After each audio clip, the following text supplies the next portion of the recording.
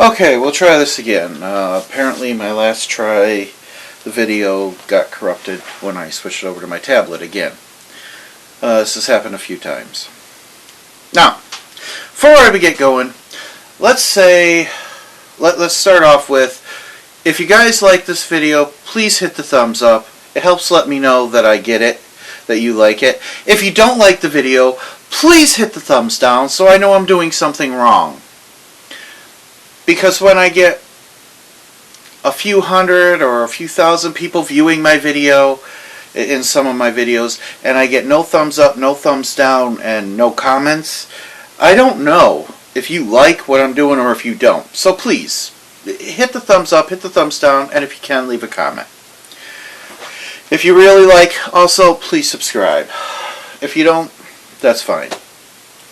Now, we're going to talk today, starting out with the deep freeze. Start off with this old thing. This is what I used to use. You connect it down here directly to a propane tank. And this allows this to actually ignite and heat whatever area you want. It has a lot of BTUs, let me tell you. And of course the little ignition is right here.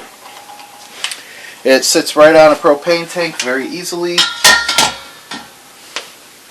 but it is dangerous if you're not careful. That's why I used to use it in the shop, not indoors as much. I have a few times when it was desperate. And you have this baby. This is my portable heater. Also runs on propane. It is the Mr. Heater.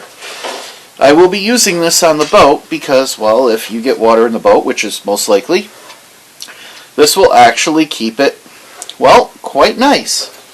If you look at the top there, it has, you know, your on, off, low, heavy. It's safe for indoors. It has a tip function. You have all your writing in the back. That shows that it's safe.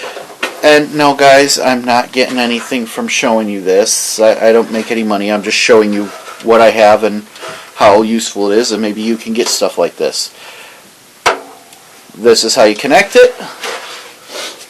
You're probably wondering, how do you connect it to a big propane tank? Well, you can hook any of these things up to the little ones that you get at Walmart, those little green tanks, or you get a hose like this and you connect it to the big propane tank. You can get this at almost any hardware store. Just be careful that you make sure you get the right connection, as I actually bought 3 of these before I found the right one. I didn't know what I was doing, and it was a learning experience. Okay? Last but not least, this thing. You've all seen these things. They're for camping. It's a camping stove.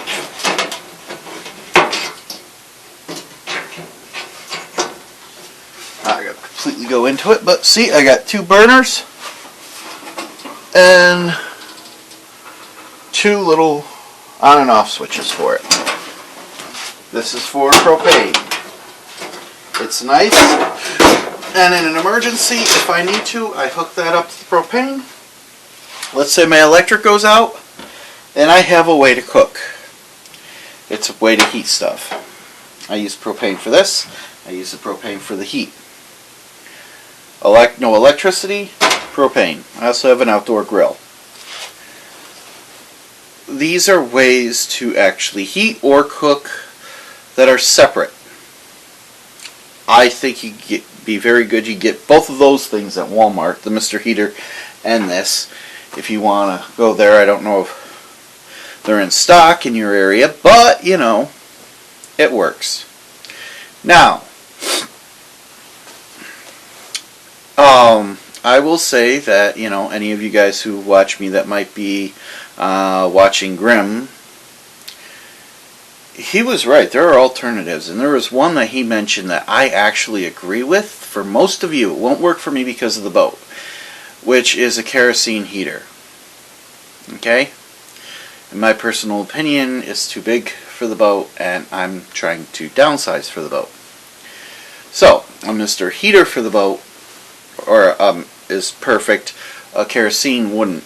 But for the rest of you, like it or not, and I should have gotten one years ago when I got all this stuff, a kerosene heater will heat up more area than any of this propane.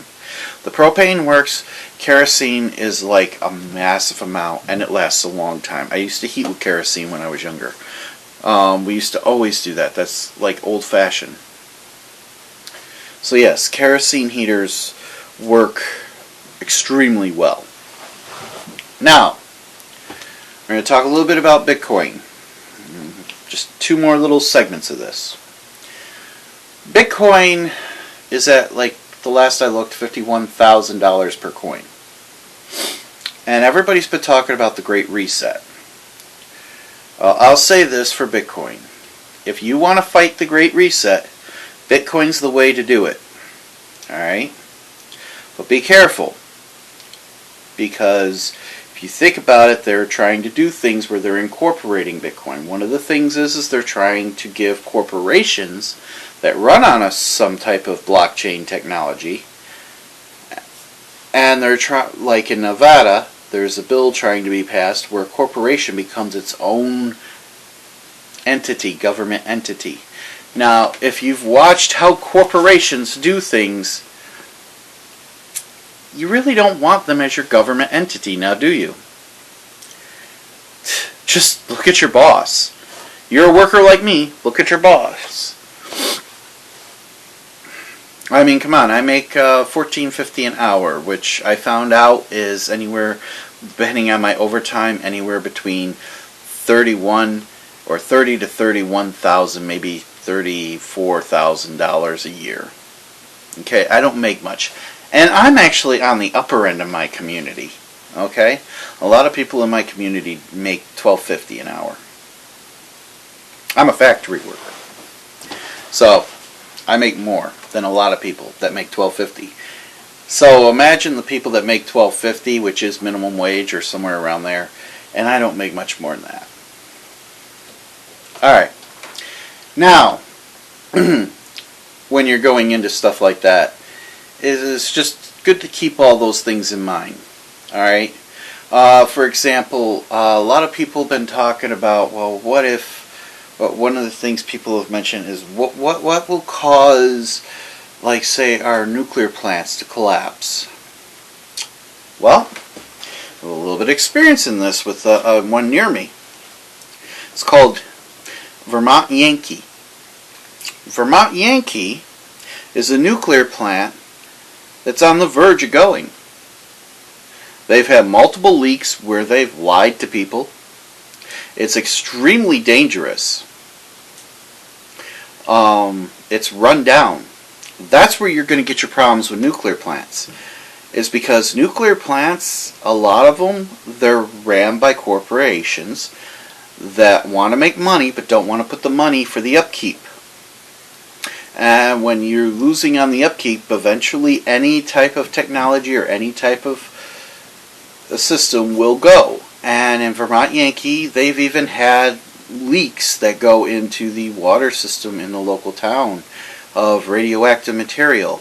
I live on a lake right next to them, and sometimes it spills into the lake. It's dangerous. It's radioactive. Think about that. A nuclear plant that's not upkept. That's where your nuclear plants are going to fail most likely. Not some kid. I mean, it's possible, but most likely it's not going to be a kid hacking the system. It might happen like it did in Japan, where some force of nature does it.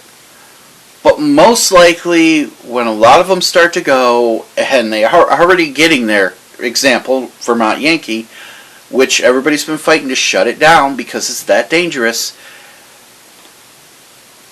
Well, it's because corporations neglect the responsibility for it because they don't care about the people.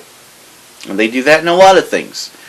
In this particular case, it endangers the lives of both Vermont and New York people. Vermont Yankee is a ticking time bomb, so to speak. Might get problems from Google saying that exact word, but that's exactly what it is. And it is that due to the fact of the neglect that the corporate owners oppose on it. And there are many, many places in this country where you will have nuclear plants that are under the same situation, where they're really not taking care of it in the maintenance field. Think about it. You have a truck or a car. If you don't do the maintenance on it and you run it into the ground, it doesn't last you very long. But like you take my Uncle Clarence's Vanagon. His Vanagon was made in 1985. It ran years because he did the upkeep. He kept that thing in tip-top shape. The last time I saw him, it was like 2009, 2010. He was still driving it. It's a 1985 Vanagon, I believe. It was something German made. It was basically a van that was old as dirt, but ran better than most people have newer vehicles run. And one of the main reasons for that is he put a lot of effort in the upkeep. If you don't do that with equipment and material, it's going to fail you. If he didn't do that with his Vanagon, it would fail him. And when a part failed him, he replaced it. They don't do that in some of these nuclear plants. They rig it. A lot of factory people, if you're out there working, you know what I'm talking about with factories. There's a lot of factories out there that are dangerous. There's a lot of things out there that are dangerous. Corporations do that. And they're doing that with nuclear plants. So when you guys talk about things like the grid going down, like a nuclear plant going down, it's most likely because of neglect and not putting the money into it. And that's something we do here in the United States. We don't put enough money in our infrastructure. So things like Vermont Yankee are literally a ticking time bomb. Now, I will finish this with racism. A lot of white people get a lot of flack for racism. And the media pushes that out the window. But there are a lot of Asians that are having problems with racism right now because a lot of people are being very racist to Asians, violently racist in some cases. Attacking an elderly person that's Asian just because he's Asian. And here's the thing. The media doesn't breathe a word about it. You have to actually find out through a third source or through another party. But this is my thing. Why aren't they pushing it out there? And I'll tell you why. Because the Asian community is not being attacked by white people. If I were to do something to an Asian person, it would be out there like there's no tomorrow because of the color of my skin. But these are done by people of color to other people of color, so they're not counting it. They don't even barely mention it in any news outlet, except for maybe some local news that somebody was attacked by such and such. Here's the thing. African American racism, if you actually look at the thing where people judge this stuff, has actually gone down over the years. But in the last year, Asian racism has gone up. But the reason you won't hear about it in your news is because it's committed by people of other color. Racism is all races. If you are of African descent, Mexican descent, Asian descent, white descent, and you are picking on somebody because of their race or attacking another person because of their race, because of their ethnicity, that is racism. But you won't talk about it. Matter of fact, a lot of people will deny it, but that's the very terminology of racism. Okay? So, and it is shunned and blocked because they don't want you to talk about it. So I will leave you with that. Remember, like Jesse Ventura says, when the government lies, the truth becomes a traitor, And as I say, free Julian Assange. Man's a hero. Sailing Prepper signing out.